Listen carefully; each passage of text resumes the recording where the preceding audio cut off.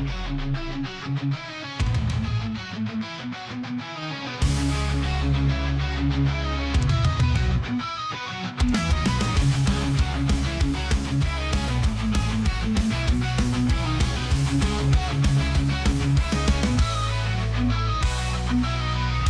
lost in darkness, searching for light.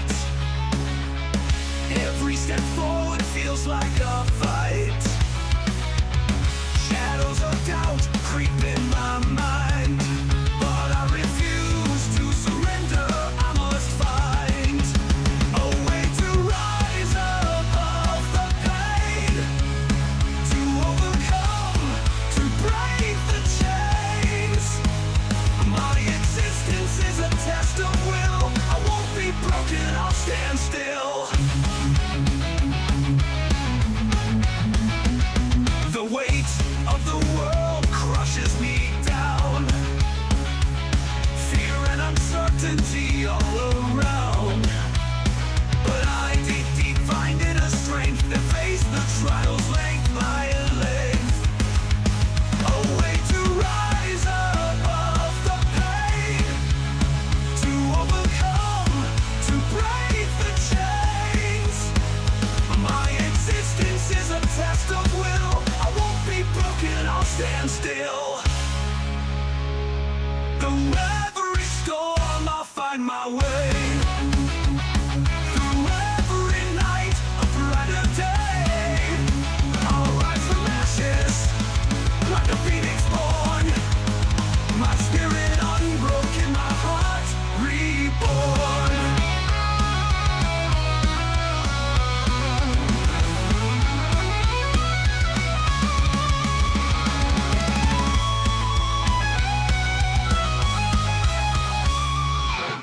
I've walked through fire and emerged scarred, but wiser, stronger, and unmarred. My existence is a test of will, of trials overcome, of a soul made bold. The way of the world, above the pain, to overcome, to break the chains. My existence is a test of will. I won't be broken, I'll stand still. Oh, made bold. Through every storm, I'll find my way. Through every night, a brighter day. I'll rise from ashes like a phoenix born. My spirit unbroken, my spirit unborn.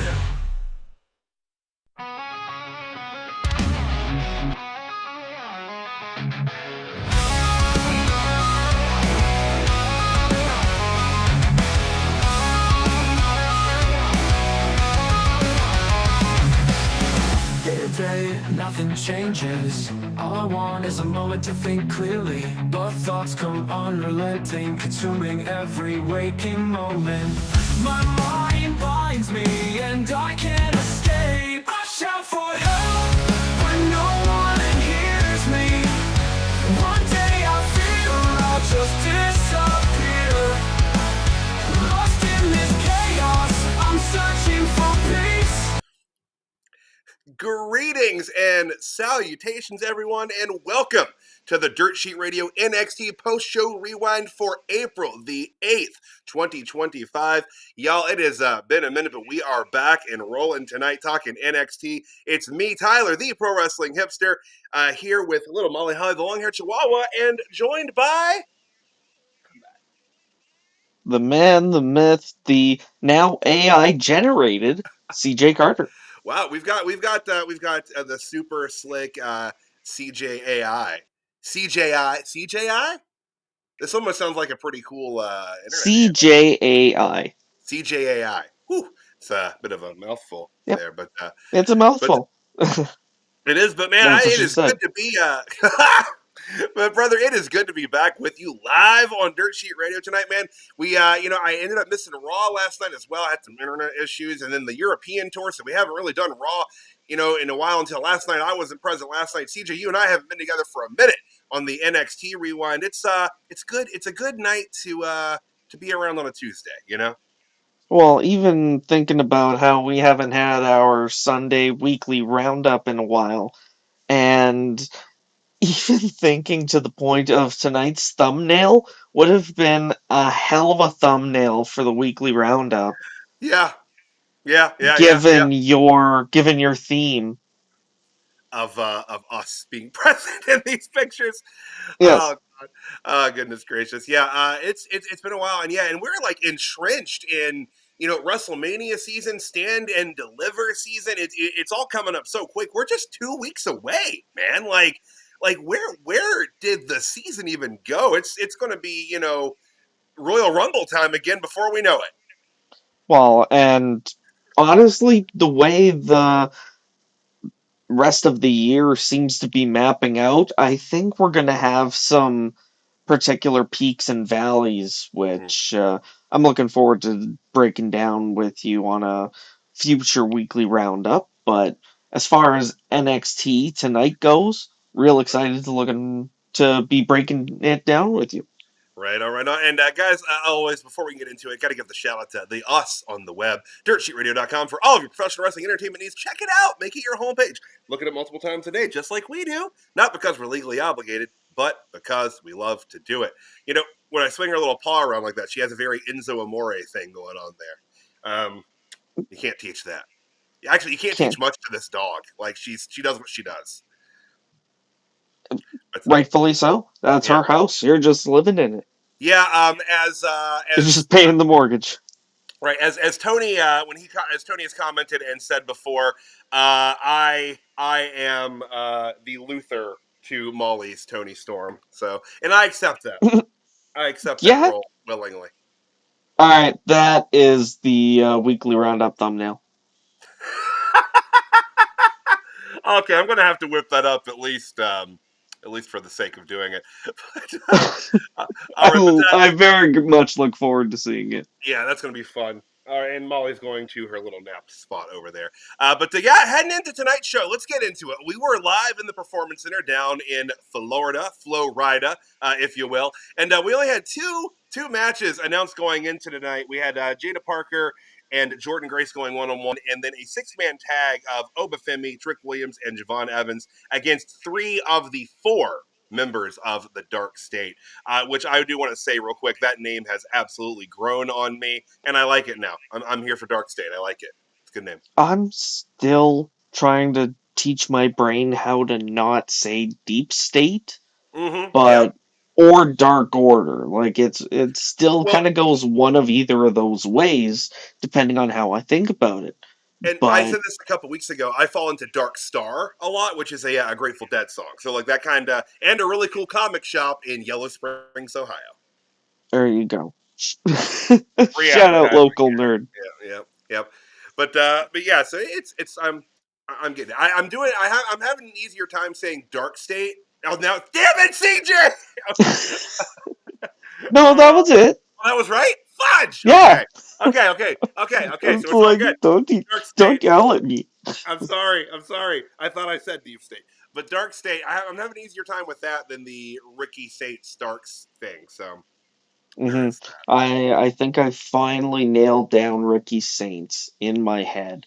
There was a point earlier which we'll talk about it during his segment, but I think I finally figured out how to make that distinction. Right on. Right on. All right, so we had a pretty stark and quick open to tonight's show. We had Stephanie Vacker arriving and getting caught in a quick interview where she was asked who she would be picking to face at Stand and Deliver, and she said her decision would yet to be made. And then she made her way to ringside before the opening match, which was to be Jordynne Grace taking on Jaida Parker one-on-one. And there was a little bit of a technical issue with Stephanie Vacker's mic on commentary. They had there for about 15 seconds. But she stated very early on in the match that the winner of this match would be whom she would face. And that's all good and well in theory and practice.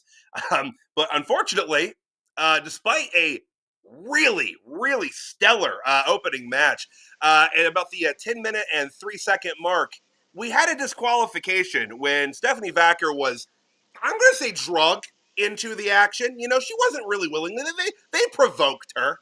It was understandable, her retaliation. But double disqualification, and this would develop as the night went on. But CJ, what do you think of the opening match here, the finish, and kind of how it led us later through the night? The opening match was incredible. It really set the tone for a banger NXT, Mm-hmm. and it was unfortunate though because the finish and the aftermath as it played out were really telegraphed. Like they Mm-hmm. were as soon as I knew that Stephanie was coming out to ringside, it's like, okay, one of them is going to wind up attacking the champ. The champ's going to get involved. That's going to cause the DQ, set up for the triple threat. I wasn't expecting Julia to come out, but then once they cleaned house and were standing tall together, that's when I knew that, okay, we're going to see Julia turn on Stephanie now. Like, it was easy to see it coming. I'm still very intrigued to see where it goes. And Mm-hmm. I do have to pick your brain on this.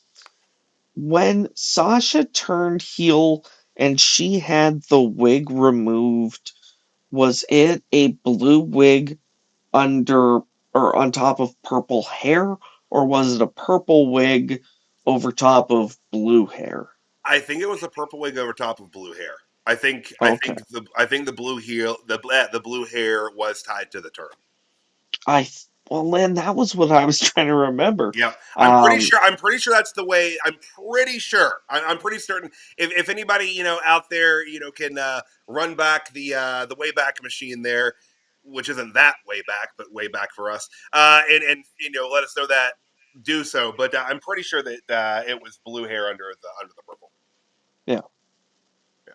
but yeah, I was really hoping that they weren't going to go the route of Stephanie versus Julia one more time. Like Mm-hmm. I was glad that spoiler alert, that's not the way they went, No, no, no. but they um I don't know if it might have been tempting to do Jordynne Grace and Jada Parker in Mhm. other sort of marquee matches, but no, they would have just bloated the card. So, yeah, get all four women in there. Yeah, well, I mean, and that's kind of the formula for the NXT PLEs. Relatively, speaking, it's that 5 match card. It's that tight 5 match card. You're in and out in about 2 hours. It's solid. They do a good job with it. So, I don't see them really straying from that too much here for Stand and Deliver. No, But probably not. But yeah, but two no, hours? yeah, most of don't most of them run about 2.5. Like it's not they don't really usually push 3 that much. I either I haven't paid attention or I don't know. Yeah, I thought it was somewhere between like 2.5 usually, but maybe not. Maybe I'm, there a lot of things happen, guys. The memory Yeah, by all means, prove us wrong in the chat. always do, always, and they like to, but no, you're right. This was a relatively telegraphed finish to the match. I will say the match itself, up until the double disqualification, was fantastic. That reverse suplex spot where Jada reverse suplex Jordynne Grace. Jordynne Grace took a hell of a bump on that. It looked straight to the neck on the camera angle. I was a little worried for a moment. Also, I was the too. Like suicide dive. that was a very well executed on Jada's part. Like being able to still protect Jordan. Like she went straight on the top of her head. And I credit to the ref because the way it played out, the way I noticed it was he still had to try to get around Jada because Mhm. she tried going for the pin. Ref didn't get the chance to check on her first. He was that concerned. Yeah, yeah.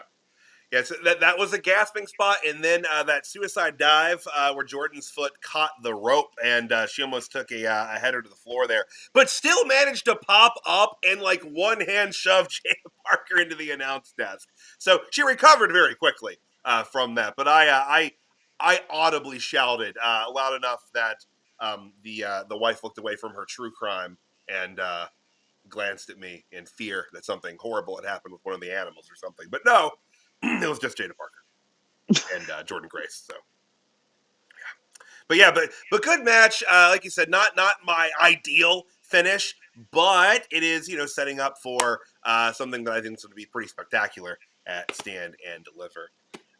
But man, anything else on tonight's opener? No, I think that pretty much covers it. Right on. After that, we had a quick recap of Ricky Saints winning the North American Championship last week and him being attacked by Ethan Page after. Again, that kind of setting up later for Ricky's in-ring promo segment and what would happen there. Can I just take a second though, because we didn't have a show last week? Mhm. What an incredible match that main event was last week. Like, I was not expecting Ricky Saints to come out of the box that fast and gather that much momentum. Like, I thought it was gonna be, just a standard one-on-one match. Right. He elevated it to a 10 so fast. And kudos to him. He was going to be my superstar of the night. Yeah, So, it was yeah. absolutely a fantastic performance, and there was a spot during that match too. Not to get too deep into it, but where he was walking the barricade and like kissing the fans as he went by, and like it's just moments like that illustrate just like the connection he has to the audience already, and like you said that they're putting a rocket on him like this, but it's similar to what they did with Ethan Page when he came over. They put the in his instance, the NXT championship on him in a little bit of a fluky way, but then he had what I thought, albeit on the shorter side, a very memorable NXT championship run. I thought he was very good in it, and it helped kind of immediately assert him as an important character, an important person, and I think it's going to work just the same for Ricky. And I think Ricky had more momentum behind him coming into NXT than Ethan Page did. Well, I think Ethan's was more of a surprise, whereas Ricky's was more of a given, if I remember correctly. Yeah, So, it was pretty obvious after a point. so I think Ethan's was more shock value and being like, oh, he's making a splash right away in NXT. You know what? Maybe he would have had more momentum if he didn't have such a shitty ass theme. Wait, hold on. Who? Ethan? Yeah, I, with a passion, hate his fucking Oh, music. CJ. Oh, I like his song. Dude, I think this is not new information. I have vocalized for this. some reason I thought you liked it. Who liked? There's someone else that likes it. I think it fits him well. I dig it. It's not my least favorite. I don't like it as much as like Rich Holland's entrance theme or Fatal Attractions, but like it's I think as far as the schlock that Def Rebel puts out. And when I say that, I mean all the disrespect possible to Def Rebel. For the the garbage that they produce, it's on the better side, I think. But agree to disagree, I, brother. Unfortunately, yeah, agree to disagree. I will, I think we'll have to debate this another time. We should kind of stick to NXT. Oh goodness gracious! All right. So we'll keep it rolling here. So back in the backstage ahead of our next match, we had Hank and Tank crossing paths with Swipe Right, a team from Evolve. And I'm going to say this before we get into this match. I have not watched the Evolve series yet. I'm actually kind of ashamed to say that. I wanted to keep up with it when it started, but life be lifing. But after tonight, I will be catching up on Evolved over the next few days because geez. But anyway, to this segment, Hank and Tank were trying to talk themselves up, and Swipe Right, they showed up, talked to, spoke that they were going to have a match with Fraxium here in a moment. And I thought made really good use of this time, coming across as young, swarmy, cocky, asshole Gen Zers. Did you catch their promo last week? I did not. No, I didn't. There were I did kind of have to spot catch up on NXT from last week. Kids were on That's spring break fair. last week. I'm just looking over my notes from last week because it was one of those same thing. Like I didn't watch Evolve. I have no idea who the hell these guys are, and I am right because they made comments about Roxanne as she walked by. They had like it was just Hank and Tank left their part of the segment. In comes Swipe Right, and they challenge the champs to a match.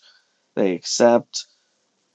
Yeah, they just such douchebag bros. Like Yeah, they're that colloquialism is them, 100%.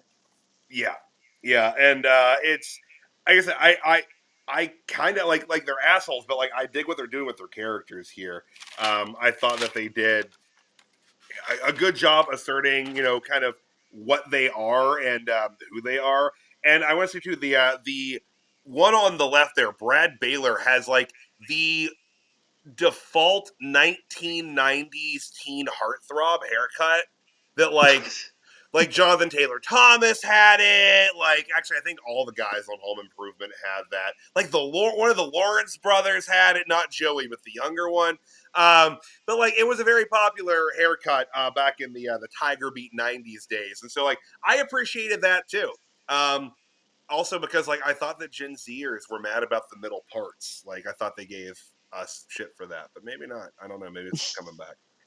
But You but are yeah, so old.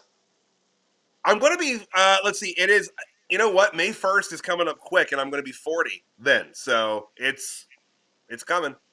It's coming. I I'm getting like parts of your references now. Like I'm that old, but I'm eclectic. I try, I try. But ahead of anyway. the break, NXT did that thing they do that I don't really like, but they don't let me book the segment. So what you going to do about it?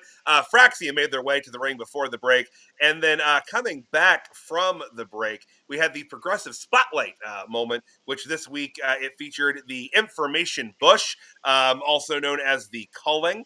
But I maintain they only named it that because I called it the information bush for so many weeks. But solid segment here. I say this just about every week. I really like these progressive spotlight segments because they always focus or feature, kind of a vignette or a promo, and I think it's a good use of these. Basically, just to get someone on TV who doesn't have a match this week or any other kind of segment, just to remind them that they're still doing stuff in the background or teasing something later on in the night. Well, and it gave a quick opportunity for Shawn Spears to address his loss of the North American Championship, which he didn't seem too beat up about it. He seemed like he was, just kind of moving along, going with the flow, part of the stream. That's the way they grow in the information bush, so it makes sense. It's solid. Well, and I mean the fact that he was like, "No, we're not going to focus on me right now." Mm-hmm. I don't know because who did he beat again? It was Tony D'Angelo. Yeah, Tony D. Yeah, I don't know why drop the title to Shawn just to drop it to Spears. Like that's the disconnect in my brain, Well, especially considering where we end up at the North American title contender pool. yeah, I mean, my best guess was that wanted, they wanted Saints to get the title, but I mean, Tony's kind of a face, Ricky's a face, but they didn't want a face to beat a face in that instance. But that's my best guess. But Hmm. All right, fair enough. but uh, but after Fraxium made their way out there, up next, back from the break, we had Brad Baylor and Ricky Smokes. Another Ricky, guys. We have another Ricky. Swipe right, pointing left, but they were swiping to the right there right after that. Um, this match only went 4 minutes and 59 seconds. I would have liked for it to have had at least another like 5 to 7 minutes. I don't think you could possibly have banged more action into a 5-minute television match than they did here. Swipe right, I found to be wildly impressive. Like I said, I'm catching up on Evolve because of this.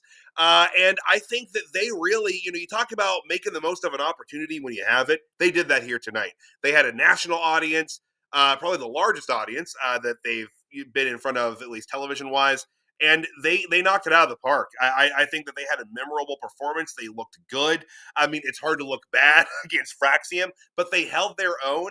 And they did some really cool tandem tag team stuff here. They looked like a real team. They acted like a real tag team.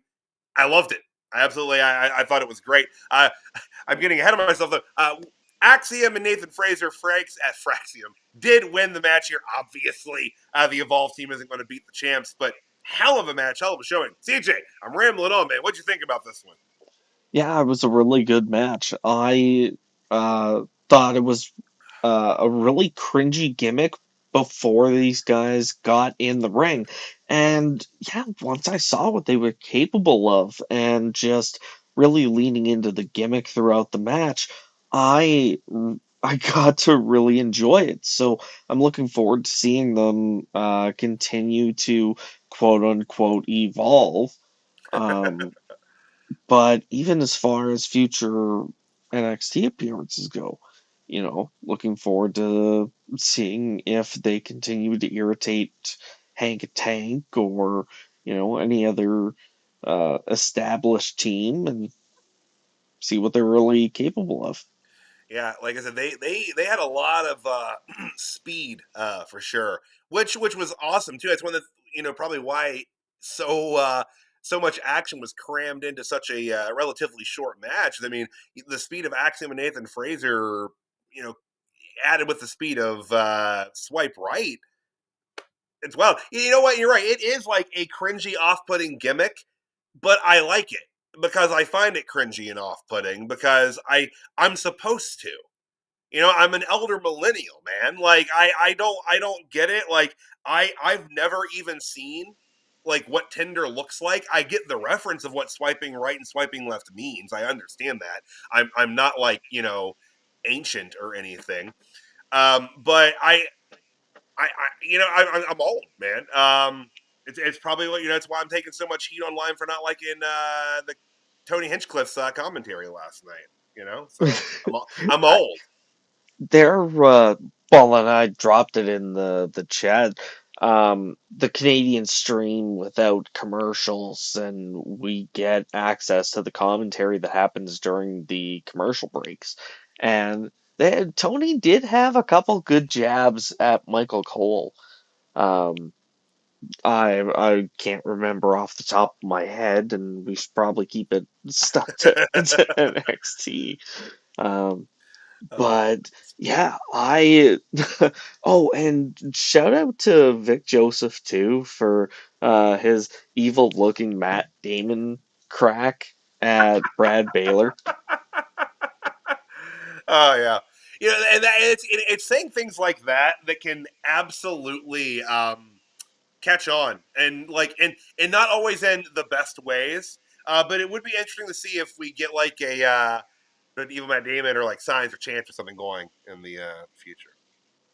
Hey, just real quick before we move on to, um, I kind of want to start a conspiracy theory, Okay. and the theory is that Ricky Saints had to change his name from Ricky Starks because it was too close to Ricky Smokes. Let's go with it. That's it. They Okay. knew he wanted to respect the up and coming talent of fifth generation superstar Ricky Smokes. I'm adding to the conspiracy. Fifth. Oh, there we go. Yeah, yeah, yeah. Jesus Christ. Goes all the way back to he is a descendant of George Hackenschmidt. Oh, wow. So Yeah. he is essentially wrestling royalty. Yeah, yeah, yeah. And there are people listening right now, CJ. They don't know if we're serious or not when we say that. Um, but Look me in the eyes and I tell can't me I if can't I'm see your joking. eyes. You're just a circle. It looks like a frowning face with no eyes, CJ. That is simply your perspective. It is. You're right. You're right. That's just my skewed perspective on it. But back to NXT. We were in the women's locker room where we saw Fatal Influence talking about the qualifying match for the ladder match for the North American Championship at Stand and Deliver. And they were going. One of them was going to be in that match, and they were arguing about who it would be. Fallon Henley obviously thought it was going to be hers, if she is a former North American champion. Of course, JC Jane thought it was her chance, but no. Jasmine Nix taking the reins here and saying that she is the one that will be getting the opportunity at the opportunity. The other ladies in Fatal Influence didn't look particularly thrilled about it, but hey, she asked them if they'd be out there with her, and they will be. So that takes us into our next match where we had Jasmine Nix taking on Sol Ruka for a slot in that ladder match. CJ, I think the team of Sol and Zarya has finally clicked with me, and I'm enjoying what they do with them. It took a while, but I think I like it now. I am quite astonished. Like, I wasn't keeping an official tally, but it was like however long they've been a team, uh, too long.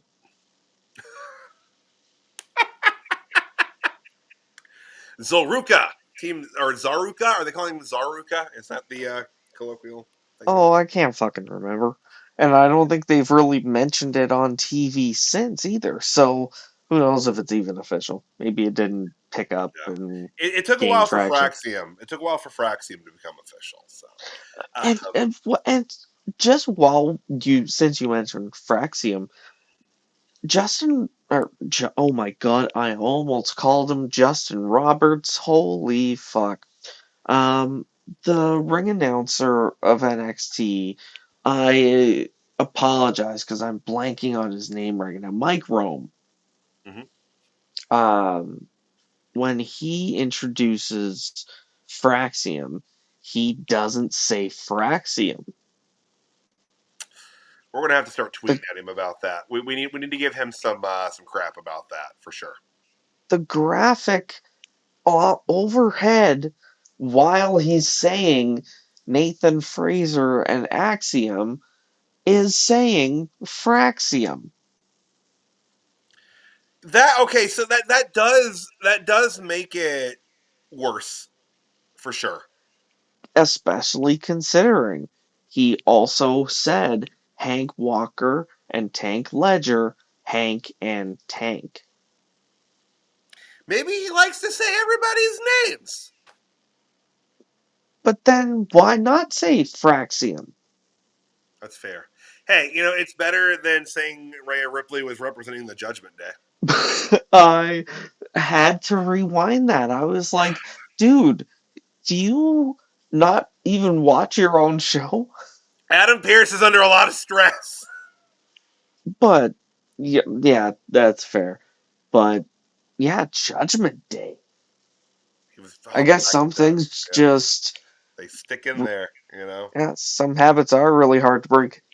Yeah, but just like the tag match before this, where they packed a lot of action in 5 minutes. I thought this was a very strong match for 5 minutes. This was on the far higher end of Jasmine Nix solo matches. We don't get a lot of like dedicated one-on-one solo matches for Jasmine here, but it was not Jasmine's night. Sol Ruka getting the win here in 5 minutes and 3 seconds, qualifying for the Women's North American Championship ladder match at Stand and Deliver. CJ, what'd you think of the match here, man? Well, it was I thought it was a solid match. Like it I do wanted to kind of touch on that idea that she doesn't get a lot of attention. And to be fair, she doesn't. The two kind of more established stars. Oh my God, why am I having so much trouble speaking? Um they are obviously going to take a larger chunk of the spotlight. So for Jasmine Nix, now she's finally starting to um, gain some singles traction. Mhm. Well, unfortunately, no, she kind of got waylaid here, which made me think the way they reacted earlier to Jasmine Nix stepping up and taking that spot, Mhm. the reactions from the rest of Fatal Influence. What is the what are the odds they kick Nix out of the group? I could definitely see that. Start letting her just kind of run on her own. I mean, she's got a lot of just raw athletic ability for sure. But she could probably stand on her own as a solo act on the NXT level. Especially like now, would this be the end of Fatal Influence? Because there have been a little murmurings of maybe Fallon Henley uh, starting to look a little north here with her trajectory. They're Well, and potentially, sure. I think if they wanted to, Jasmine Nix would be a great tag team partner. Hmm. Hmm. But I don't think Jasmine Nix is main roster bound, or No, main roster ready at least. no, no, But no, I no. She's do, but I do like the idea of Jasmine Nix on the main, or no, fuck, Fallon. of Fallon and oh my God, why am I blanking on JC. JC Jane? Thank you. Um, both Fallon and JC as a team on the main roster. Yeah, yeah. I think they're ready to. They're ready to run up there. I think. But all right. Next up, backstage, we had Javon Evans getting interviewed by Sarah Schreiber, and he was talking about how he called this that he knew Dark State was going to be a problem, and he said that he doesn't have an era, he's not the ruler, but he doesn't want to be like Trick or Oba. But he said tonight it's about Dark State, and soon for him it'll be the NXT Championship. Quick promo, but solid work here. CJ, what do you think of Javon's promo here, and how his demeanor has kind of shifted a little bit since his feud with Ethan Page? I think that there's um, a bit of me that really loved seeing how positive he Mhm. was. You know, like I do appreciate characters that have a more grounded personality that's a bit more, you know, not quite as happy go lucky, but Right, every once in a while I like to indulge. And um, that was kind of that indulgement for me. right. Um, and I mean, he's doing really great Hmm. as this sort of transition to a harder character, but I don't know. I just enjoyed how bouncy he was. Hey, he'll get through this dark patch and he'll be bouncy again. Like it's, Hopefully. yeah, I don't think the bounce is gone permanently. The bounce will return. But That sounds like a credit for the next Marvel movie. right, the bounce will return in Secret Wars. All right. Up next, we had Julia angrily leaving the building, walking into the world's most dangerous parking lot where an unseen interviewer caught up with her. And she just said, stand and deliver, no friends, rematch, when asked about Stephanie Backer. Yeah, making her intentions clear. And again, would set up for what would be made official later in the evening. Up next, we had Hank and Tank taking on the Information Bush, the Calling, Nico Vance and Brooks Jensen. I'm finally saying Nico Vance properly every time. Solid tag work here. This was short, man. This was 3 minutes, 23 seconds. Hank and Tank, brother, they just can't get that win. They can't find what they're missing and start cranking up these victories. They'll get there. I know they will. I know they will. But the information bush prevailing here tonight. Nico Vance, Brooks Jensen getting the win in 3 minutes and 23 seconds. CJ, what'd you think of this one? I was surprised when you said 323. I thought it felt longer than that. But quality-wise, I was very entertained in this match. Jensen and Vance, uh, I thought really worked well as a team.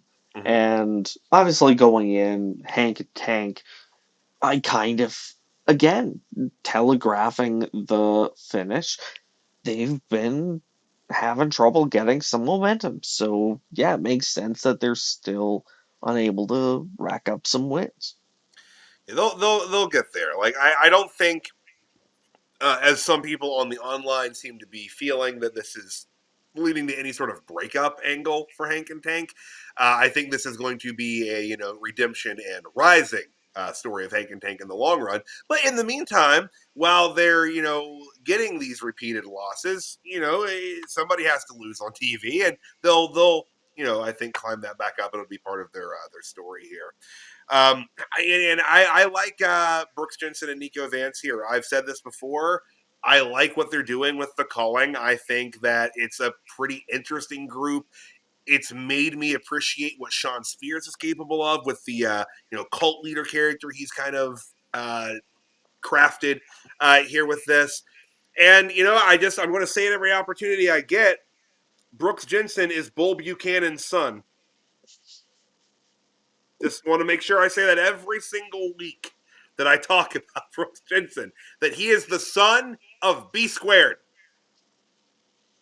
Just making sure that information is passed from generation to generation. People need to know that. Like, why hide it? It's why he does a scissors kick. I don't care what Booker T says. It ain't because of him. Who knows? Maybe it's because of both. We don't know what goes through Brooks Jensen's head. You're right, and it's a muddled place based off of the interviews he's given over the years with his character, the unhinged truck promos and such. I think he's good. I remember those. They worked though, and then like his girlfriend online being like, "I haven't seen him in 3 days." Like they were going hard with the kayfabe on that. But ahead of the break, they teased that Ricky Starks will be up next. Before we move on, man, anything else on that tag match, Hank and Tank, or the information bush? Well, I didn't have more to say about Hank and Tank later on. There's a segment which I'm not going to spoil, but sorry, my list scrolled away on me, so I'm just trying to find my spot back in the notes. That's all I had. Right on. We will hop forward here. Ricky Saints, he made his way out to the ring to do some Ricky Stank. I just said Stanks that time. Jesus, Tony Stanks. Getting closer every week. But he came out to do his thing, and he called out Ethan Page, but he did not get Ethan Page. He had a king. Lexus King coming out saying that while he is a Heritage Cup champion, he does love gold, which was a weird gold member reference to make in 2025. I thought, and I make old references. So I guess it's more contemporary than some of the stuff I've said tonight, but I still thought it was kind of a weird one. But it wasn't long before they were interrupted by Eddie Thorpe. And again, man, he was going hard tonight. Talking about how the North American Championship represented stolen land and that it was his birthright. They hit that nail a couple of times tonight during this promo. I almost said they beat that drum a couple of times, and I shouldn't. Well, that's a perfectly fine turn of phrase. I felt that people might misconstrue why I used it here. But they hit that a couple times there, and then again, very quickly interrupted by Wes Lee. As all of the gentlemen jawed away, poor Ricky, he was jumped by Ethan Page again, and this devolved into a brawl with the men coveting the championship here tonight. This is going to be the new surprise Pikachu meme, just so you guys know. That's what this is going to happen. But no, I thought this was a little predictable, kind of the string of potential opponents angle that they do so often in pro wrestling. But I thought the mic work itself was solid all around here. I like what it's setting up for, But CJ, what do you think of this segment here? Well, yeah, great segment. I thought, well, what I had written down, it's so good to see the North American title division getting heated again. Like when Wesley was champion, that was when it was so cool to, or not cool, but like that was the segments that you knew you wanted to watch. Mm-hmm. And now that Ricky Saints has this, it feels like we're getting to that position again Yeah. by having him start off by fending off, you know, basically the A card of the North American title division all at once. Yeah, this is. I mean, it's awesome. It's definitely a good place, not just for Ricky, but like you said, for the championship itself to be. It does. Um, Not that it wasn't in a good place with Tony D or even Shawn Spears, but I think this does kind of push it back up a little bit in its relevance and importance. Um, Ricky getting the drop on him again here tonight. So, I mean, obviously his focus is a little more centered on Ethan Page, but yeah, that championship being the prize certainly draws a lot of competitors out here. I said this a couple weeks ago. I think Lexus King is really starting to find his legs with this character now. I think he's doing better and better every week. People certainly disagree with me on that, but I think he's finding it. Yeah, I don't disagree with you for sure, but I think that I don't know if the Heritage Cup is relevant anymore. I think it's not where it was. I think it can get back up to a place of higher prominence, but I've said this a couple times on air. I don't think that's going to happen until Lexus King loses it, and I don't think that's going to happen until Noam Dar comes back. Really? Yep, that's my theory. I think that Lexus King's truncated rules, where it's just another title, fall to a finish. I think that that's going to keep going on, and he's going to keep disrespecting the legacy of the prestigious NXT Heritage Cup until Noam Dar returns from injury and reclaims his love, his baby, and returns her to the former glory and pedestal that she belongs on. That's my theory. I've been saying it, and I'm sticking to it. So I am just scrolling right now through a list of confirmed injuries. He's still out, Looking, right? he is, I believe, Noam Dar, leg injury. Uh, still says TBC. Oh my god, don't open YouTube. What the hell? I don't want to watch that. Metaphor man Noam Dar said his tendon was ripped clean off the bone when his leg was injured in June 2022. Or sorry, 2024. God. So we are about 2 months shy of A year. a year. What was the time frame? There's no current concrete Yeah. timeline for his return. I would assume a while for an injury like that, but Hmm. yeah. But that's what I've been thinking. It could just be wishful thinking, fantasy, armchair booking, but I like it. I like it. Not just because it's my idea, but because I think it would be a very fitting end to Lexus King's reign and the end of his silly little rule that he's put on the cup. Since we're talking about Noam Dar, want to pivot to the rest of Metaphor? Yeah, And yeah, well, at least the 1/4 of Metaphor that hasn't been on TV in forever. yeah. Where's he been? I don't know. Like as far as I know, he's not injured. No, and I don't know when was the last time he was on TV. Was it when he was Was it when he was feuding with Lexus King? I think so. Yeah, it's been a. I'm trying to think of when the last time Oro Minza was on NXT television. And even, like, that's the last thing that stands out. Right,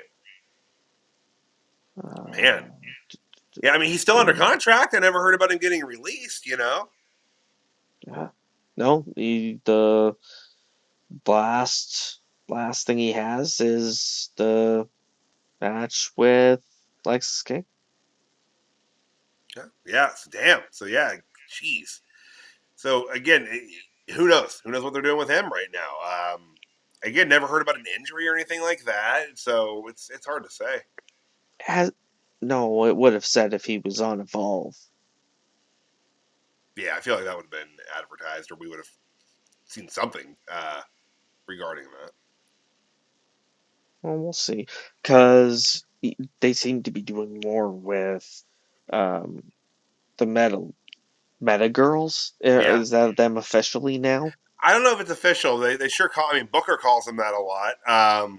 But yeah, Lash and Jakara, yeah, they've gotten the focus for. I mean, they had their short little stint on the main roster, kind of their test run up there. But which I look for them to be moved permanently at some point in the near future too. Yeah, To because quote, they were on one of the Saudi pay-per-views too. yeah. Which one was that? It was the most recent one, wasn't it? I thought so. I just can't remember the name The of it. name, yeah, they again kind of lead together. But to quote Taz, but I digress. Back to NXT. In the backstage area, we had Rob Stone, Stevie Turner, and Ava hanging out, paying attention to the previous segment there. And Stephanie Vacker walked in and made her decision as to who she would want to face at Stand and Deliver. She chose everyone. So at Stand and Deliver, we will get a fatal four-way Stephanie Vacker defending against Jordynne Grace, Julia, and Jaida Parker. CJ, you said it earlier tonight, but yeah, they don't want the card to be, I guess, overly packed with matches. So get them all on one and let it be a barn burner, and it's going to be a hell of a match for sure. Yeah, I am very much looking forward to this match. I'm trying to figure out if that's going to be the main event or not. Ooh, I would lean that it would be, but I'm not 100% on that. I would think it would be though. I feel like 9 times out of Over 10. the triple threat?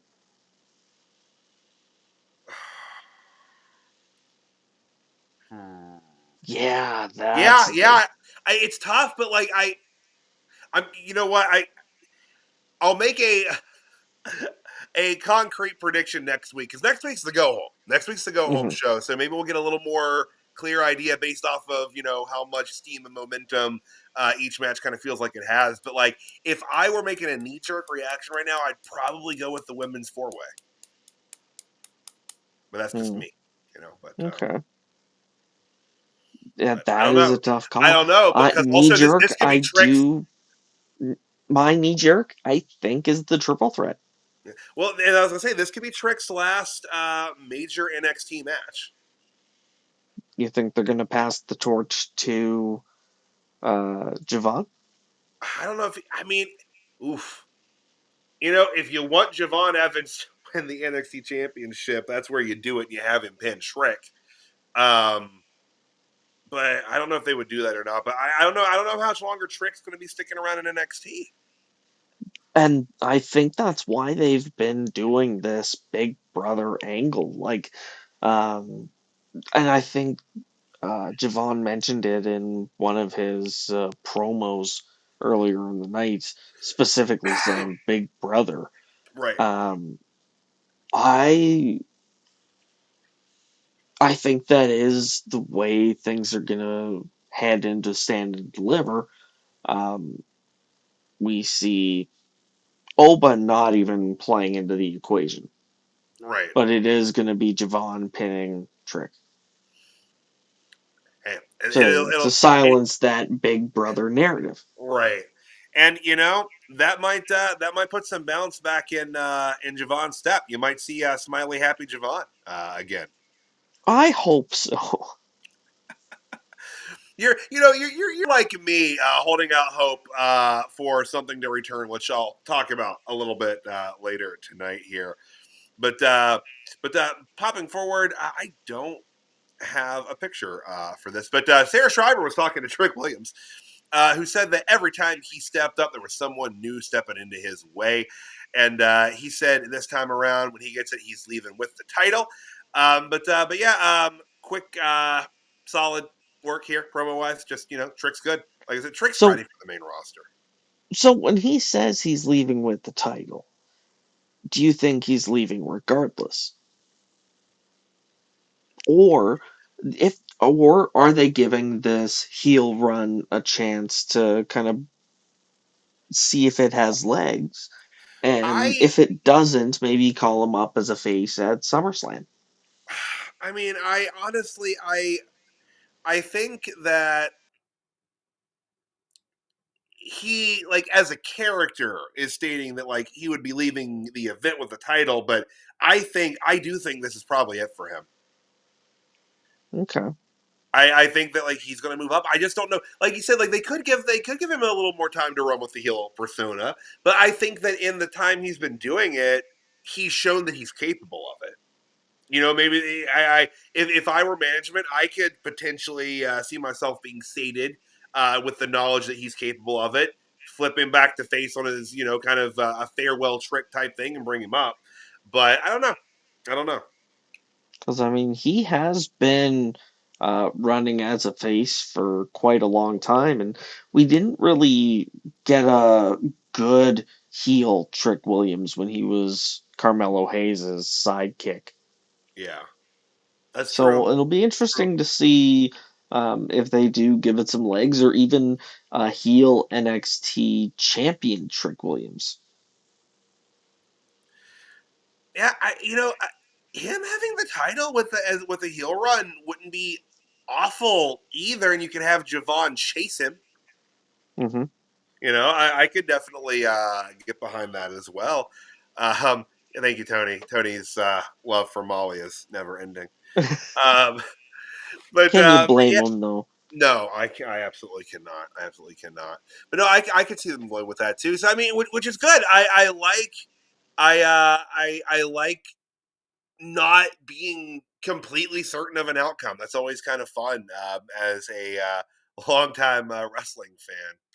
So I can't complain not being 100% clear, and I could see them too. Like I think that. Thank you. I could see them too going with Oba and letting Oba's run continue. He's had a great run with the championship so far, and if it ain't broke, don't fix it. That could be it too. So there's a lot of ways they can go here. Particularly, A, there's 3 ways they could go here.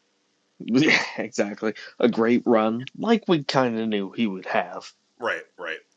Ever since that first appearance on as in the breakout tournament, we all said it. That is like he's got it. Mm-hmm. Yep, everything. He's got everything. He's got the look, the character, the presence, the in-ring ability. He's getting better and better. He's so young, and like Book says, no bread, no water, just meat. And he is like he's a beast. But hey, we've got a couple more matches to talk about here. One-on-one up next. I'm assuming that Wes Lee just stayed out there, right, after the whole shebang before. He was still in the ring, I think, as Yoshiki Inamura made his way out there with Josh Briggs, of course. Another short one here. We had another short one. Just under 4 minutes. Wes Lee ends up getting the victory here. Solid match though. I like Inamura a lot. I think he's got an interesting persona in terms of being like a heavyweight style wrestler and laying in those heavy strikes, but he just looks so happy about it. And it's trying to think. There is a comparison that I'm trying to make, but I know exactly what you're talking about. Like the lovable. He's kind of like Baymax, except like he has a handle on his goofiness and spatial Right. awareness. Maybe that was a bad comparison. I don't know. Anyways, I do, I do think that they're. Um, I gotta be honest. I fell asleep during this part of the show, so I was like, "Yeah, it's a Wesley match. We know what we're getting into." And yeah, that's pretty much all It I was got to it was say. good. It was good. I think that um, Wes Lee's speed meshed really well against kind of the strong style of Inamara. I like Inamara a lot. I'd like to see them. I the tag team with Briggs is fine, but like we said this before, like I don't think Briggs wanted to really be back in a tag team. I don't think we really want to see Briggs put back in a tag team, and I think Inamara could stand on his own easily. I think he stands out because there's not a lot of strong style on NXT. I think that Josh Briggs as a single star, like that was. It's like, what do you mean we didn't want to see him back in the tag team? Like, I didn't really want to see him and Jensen break up in the first place. Yeah, and Jensen's finally finding a good landing spot from that breakup. And going out of that, I don't know that I would necessarily pick Fallon Henley to have the best kind of run out of that split, but she certainly has, I think. But Brooks is definitely finding his place now, and Josh Briggs is good. I like him better as a singles guy. I Where would he go though? Like, I don't know. I we don't just know. talked about the North American title division, and I Uh, don't think he's at that main event level. no, he's not. He's not. So he So just falls through maybe the cracks. yeah, and you don't want that. So I guess like keep the tag thing going for a while, just until you have something else. It's NXT and it's developmental. They got to give him time. Hey, you know what? Maybe let's lend him out to TNA. Yeah, Like I could dig like that. either him or Inamura. I'd kind of rather Briggs if we're going to do that with one of them. I'd rather it be Briggs, just because like I'd like Inamura to have a little more time to show his stuff in NXT just because he's not as versed in NXT. But that's something else that Briggs could do. He could do some little bit of impact. But Yeah, I wouldn't be opposed to that. yeah. But all right. So ahead of the next match, we did have Oba Femi cutting a quick promo on the Dark State. Yeah, solid stuff here. He's scary as hell. It's what you want from him in a situation like this. Very frightening.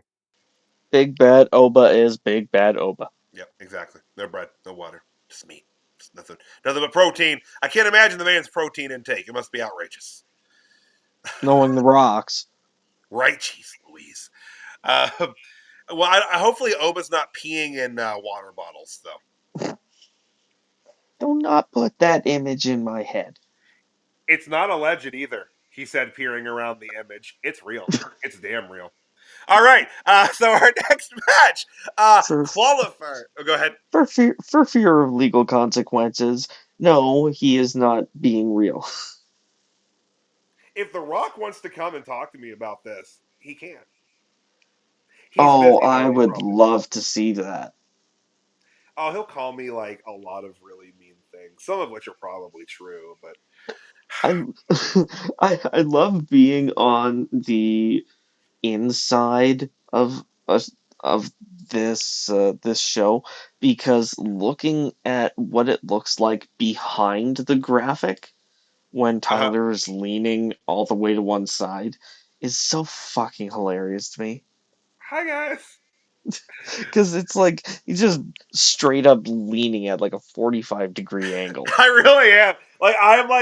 This is not comfortable on my old man hips. Yeah.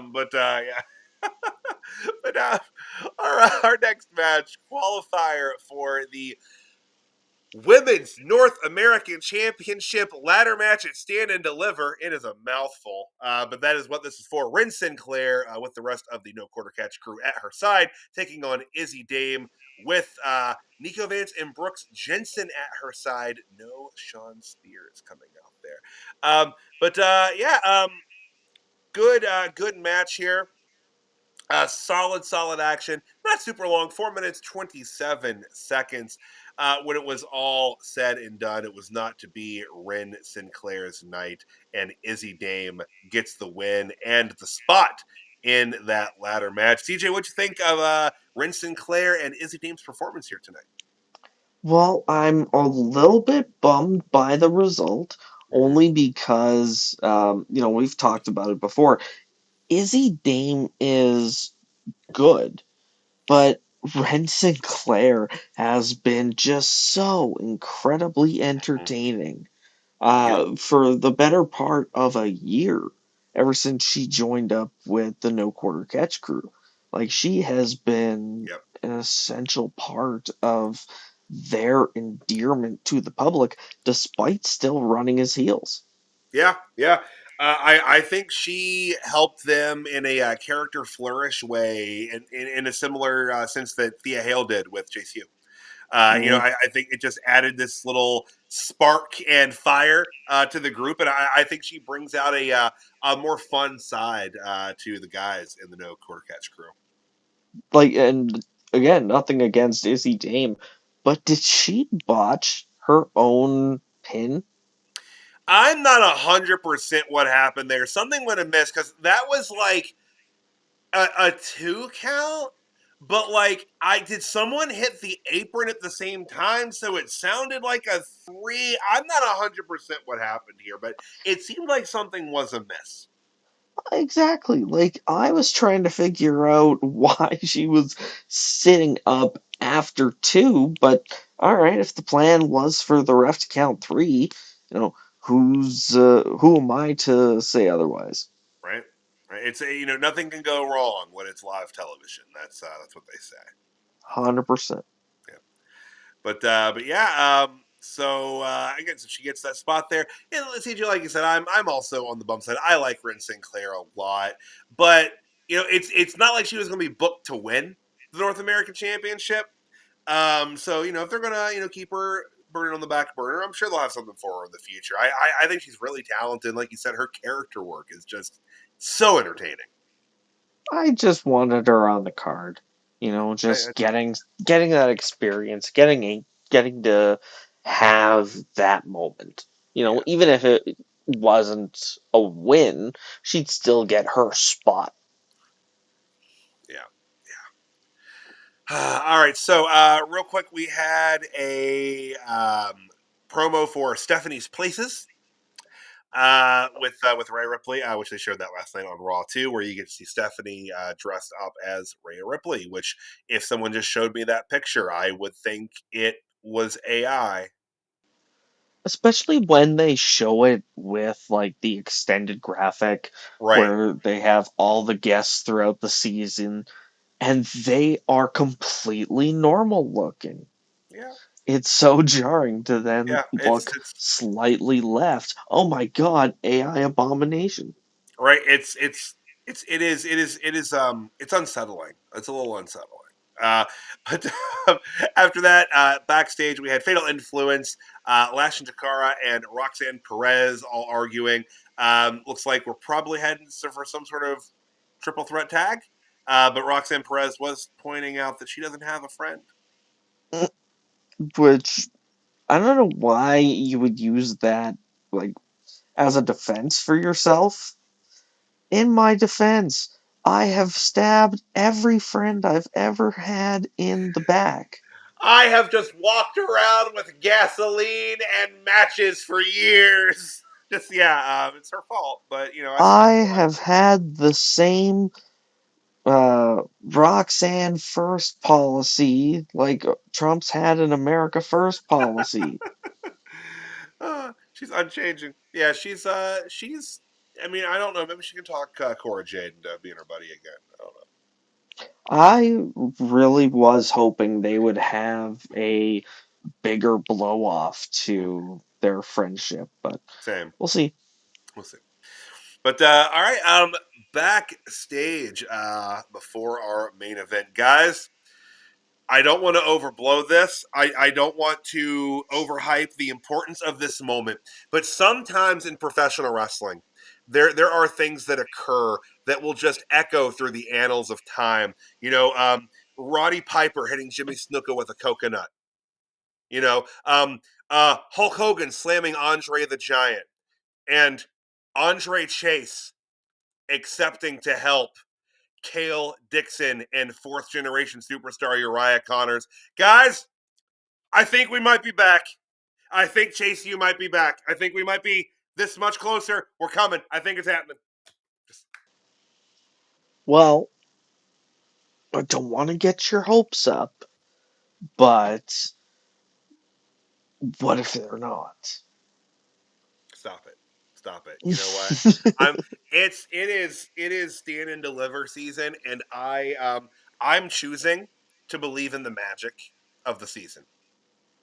Or is this going to be one of those backstabby moments that makes the feel good moments kind of shine a little brighter? Andre Chase hasn't had a feel good moment in a very long time, CJ. He's definitely in his bum ass Corbin phase.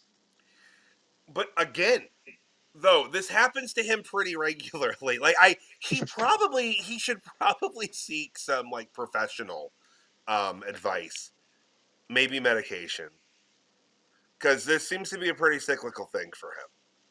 Hey, I'm not gonna recommend medication. I'm not a. I was gonna say pediatrician. I'm not a doctor of Well, any kind. yeah, of any kind. Yeah, I don't need to specify which kinds I'm not. I'm just not any of them. I just now I kind of want you to just. I'm not a pediatrician. I am not a podiatrist. I am not a phlebotomist. I am I not. am not a veterinarian. I am not an ornithologist. Wait a minute, that's not a doctor. That's someone that studies birds. I Which you're have a. also not an ornithologist. I do not have my doctorate in the following. Uh, Oh the my following god. course. Oh Jesus. But yeah, so I'm hoping for the best there. But also, Hank and Tank very angry, yelling, shouting, causing a ruckus. They were approached by the Street Profits that got them all hyped up again. So, CJ, are the Street Profits faces again You know, I I don't know if NXT is 100% canon for the main?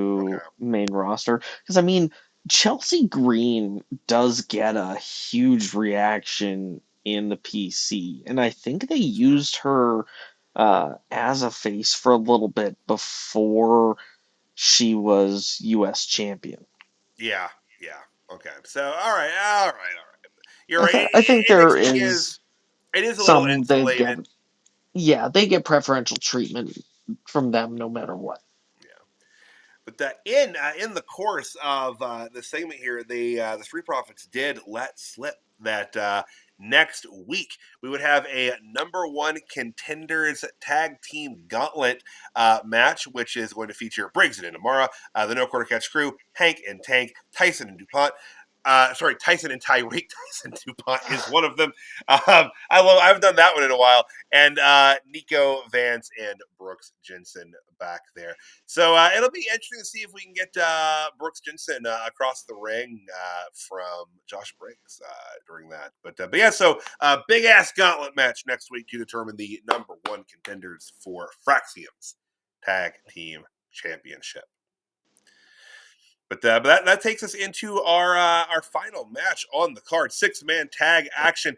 Order here: we had Javon Evans come out, then Trick Williams, and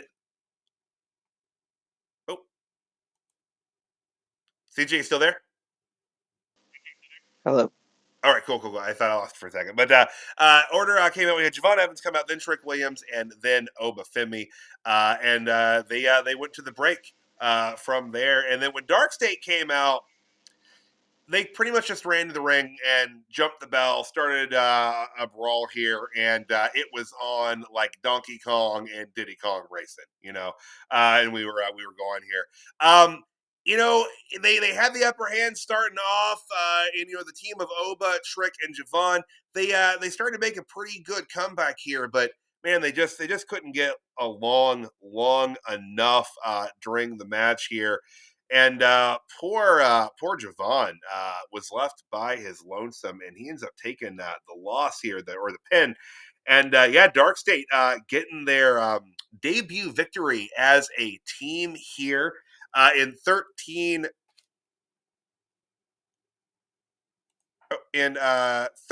minutes and 28 seconds.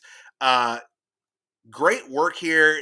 Them getting the victory. I understand it. It's obviously telling part of the story of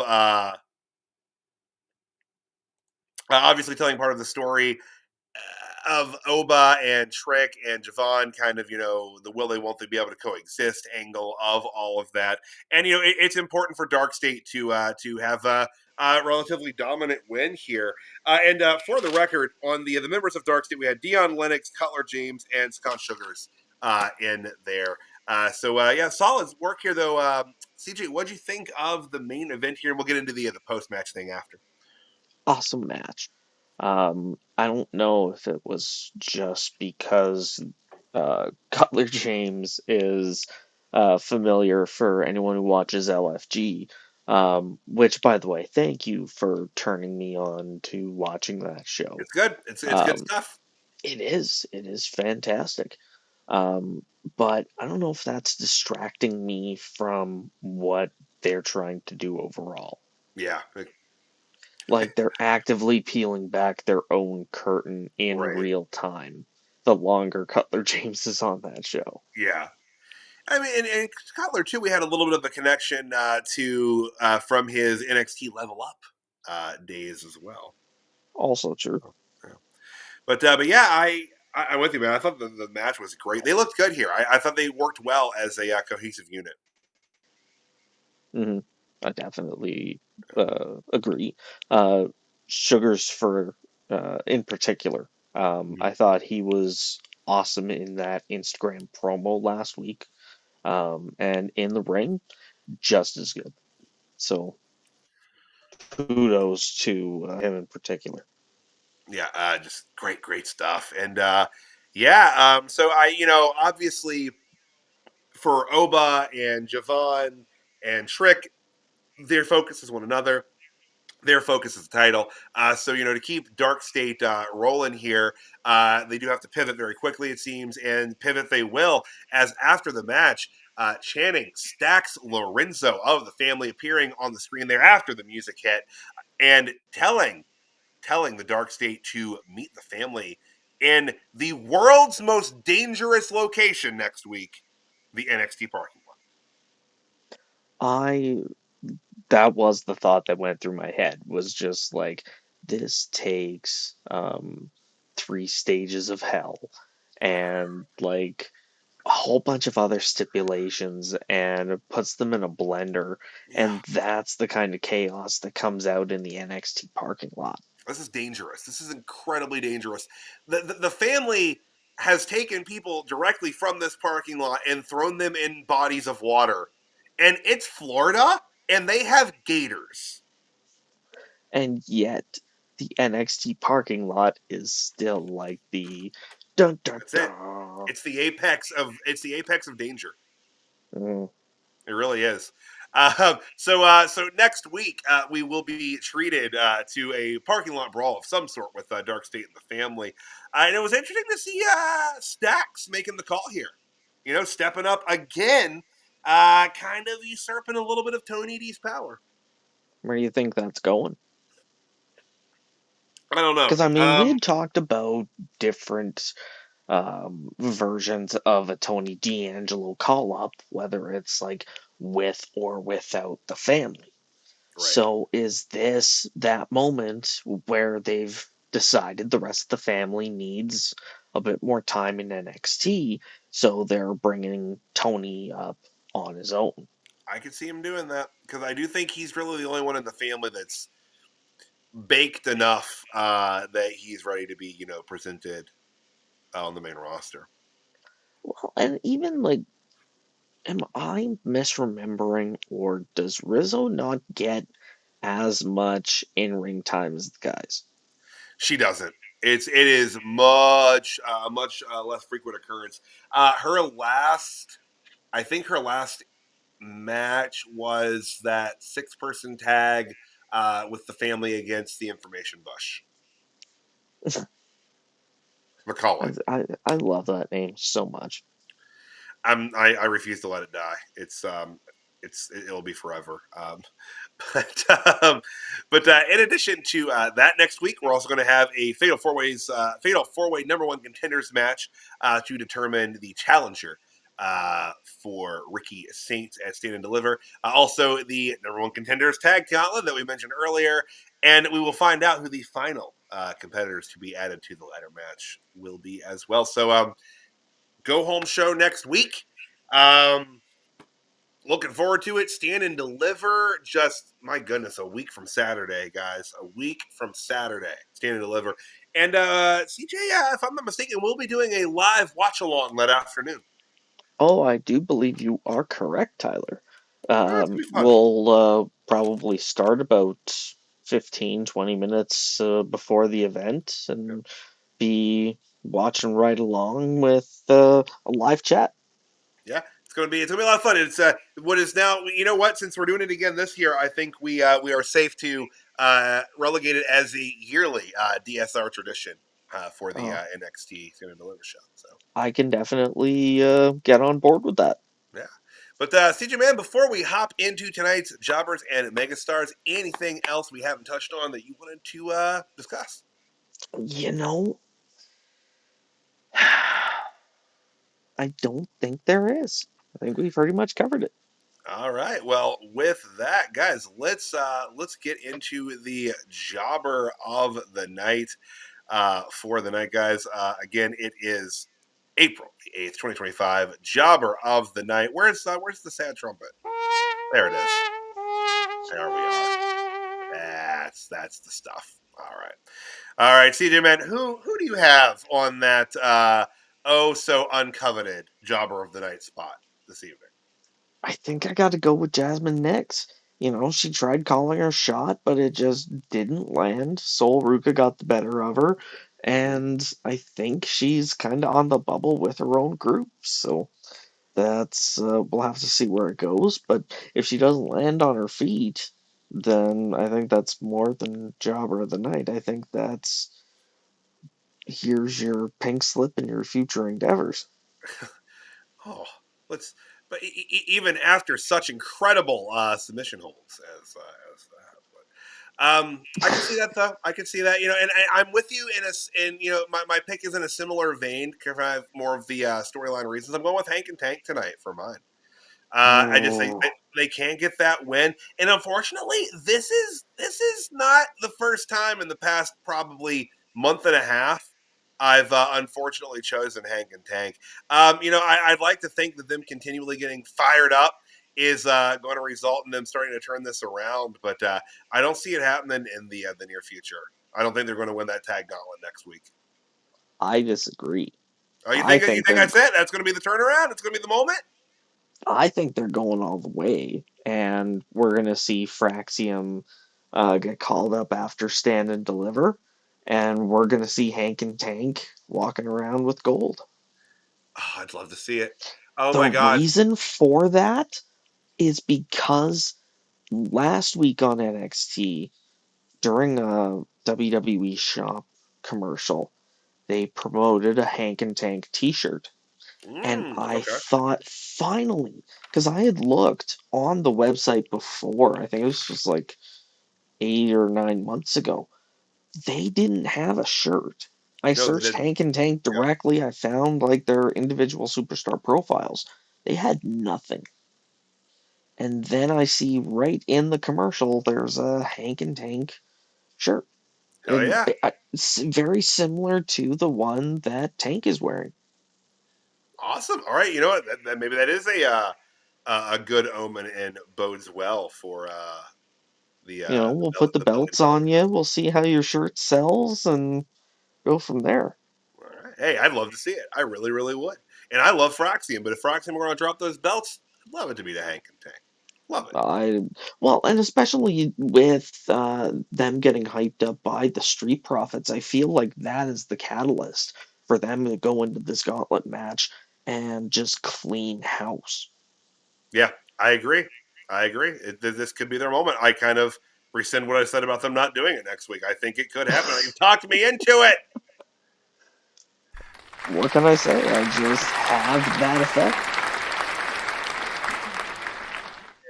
But hey, that's what takes us into the megastar of the night. And Stevie brother, who's your megastar?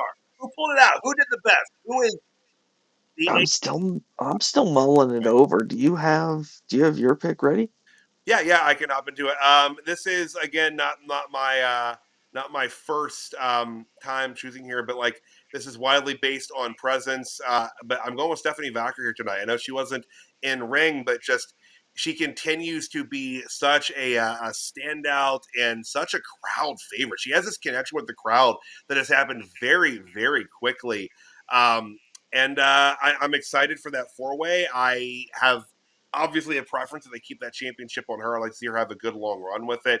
Maybe they go with Julia, maybe not. I don't know, but Stephanie is my my megastar tonight. Solid choice. She's not my choice, but I do have to give a shout out to Roxanne Perez. The reaction that she got once she started talking in that promo in Ava's office, to get that kind of reaction just by showing up on camera is Right. tremendous. And so kudos to her. Definitely megastar material. Yeah, fuck it. She's my megastar. Unfortunately, I don't think I have any pictures of that segment at all. Oh, But that's which so is funny. really damning. The one where she's like, I don't have any friends. It's sad. I don't have that. I don't even know what to do. It's Shawn there. That's all I got. Yeah, I don't even have my Tuesday Night Roxy one in here. I don't think that ever made it over when we switched streamers. But damn. But Oh, damn. Roxy's always a solid choice though, and I'm never going to argue with you on picking Roxanne Perez as a megastar ever. But guys, that's NXT. No Booker. What? No Booker T. It's never going to be Booker T. Is never the megastar for you ever. No, I mean, Booker T would also never complain about that Booker T. Roxanne being the megastar.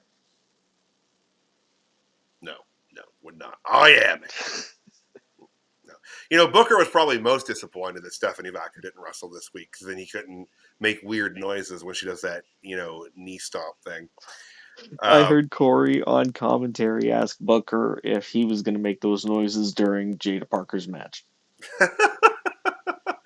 Oh man, that's one of the really nice things about Corey Graves at NXT. He really jabs at Book a lot more, so good for him. Well, because I think Vic just gets so exasperated at times. He can only do so much. Vic is all of us. A buddy of mine in West Virginia, Randall. Shout out Randall. Hey, he once said that he feels for Vic Joseph as there's a lot of troubles that can befall someone, but he said that every week Vic Joseph is just basically living his own Vietnam. So having to dodge so many landmines that Booker T just throws at him. Just the Shucky ducky. Like, poor guy. Like, he wakes up in cold sweats shouting Shucky ducky in his sleep. Like, it is what it is. But y'all, that's NXT, and we had a good time tonight, and we appreciate you guys tuning in and chatting with us and breaking everything down. And if you had a good time tonight, we've got some wonderful news for you. Dirt Sheet Radio isn't just here talking to NXT on Tuesdays. No. Dirt Sheet Radio is here all the time, almost every night. the European tour knocked us down a little bit. But we're making our way back, guys. We are here Monday nights for Raw, Tuesday nights for NXT. Wednesday nights, you can check out the Dirt Sheet Radio flagship program, which also includes the AEW Rewind there. So it's 2 shows for the price of 1. Thursday nights, check out the Impact Rewind, which is kind of our sister show at this point. So the TNA Impact Rewind every Thursday night, and of course Fridays are SmackDown Bound. And CJ and I, we're going to get back into the weekend wrestling roundup soon, guys. We promise. It's just really busy with life and WrestleMania weekend, or WrestleMania season going on, but we will be back with it. We promise. We promise. And but every weekend, the 3NT crew is kicking it and doing it live on Sundays, breaking down the week of professional wrestling. So be sure to check them out every week. And CJ, man, where can the folks find you and catch you next? That's a secret. That is classified information. No, I'm on I'm on Twitter still at CJCarter22. Sometimes I use it. I'm getting more active on Threads, but it's tied to my Instagram, and I don't even have that public, so no point in sharing it. But maybe I'll get a CJ Carter branded Threads, and we'll go from there. Right on, right on. Excellent, excellent. Always a pleasure to get to chat pro wrestling with you, CJ. And hey, I'm Tyler, the Pro Wrestling Hipster. You can find me at PW Hipster on most socials, but the Pro Wrestling Hipster over on Facebook is where you'll see me doing most things. So give me a follow over there, but only after you have followed Dirt Sheet Radio on all social media platforms. But thank you guys so very much for tuning in live tonight and watching us on delay if you do that as well. We appreciate it. We will see you next time, guys. Again, for CJ Carter, for Dirt Sheet Radio, for Molly Holly, I'm Tyler, the Pro Wrestling Hipster. Y'all have a wonderful night. Dirt Sheet Radio will be back live tomorrow evening. Guys, thank you so much. We'll see you next time. One more NXT before Stand and Deliver. What a time to be alive. Woo-hoo!